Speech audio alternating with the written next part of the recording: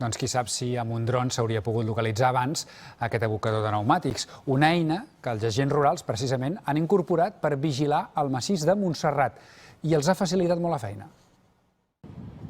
Són agents rurals de la unitat de drons. Han rebut l'avís d'una esllavissada en una de les 5.000 vies d'escalada de Montserrat, l'Homo Montserratinus, i enlairaran 2 drons per comprovar com està el terreny.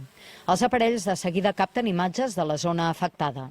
Veieu que hi ha a l'esquerra aquest fragment aquí, una de les imatges que s'haurà de valorar. Si això pot representar un risc. I serà la Comissió de Seguretat de Montserrat qui decidirà amb aquesta informació si manté la via oberta o si s'hi fa alguna actuació. Per nosaltres ha estat una mica el que va ser en el seu moment a l'ús de prismàtics. La tecnologia aquesta ens porta moltíssima informació que no tenim i amb un temps molt relatiu. La unitat de drons dels rurals va néixer fa just un any, amb 17 agents titulats per pilotar els 8 aparells que tenen distribuïts a cada àrea regional.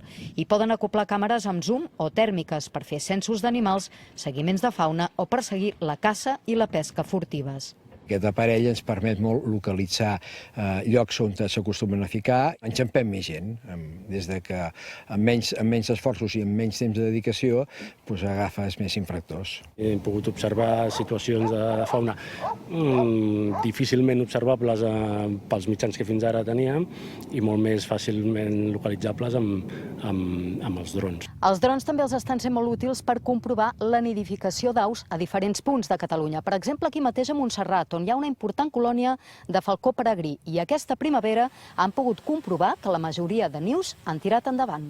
També els utilitzen per perimetrar incendis, com van fer amb els a la Ribera d'Ebre i Capellades. Núria Bacardí, TV3, Montserrat.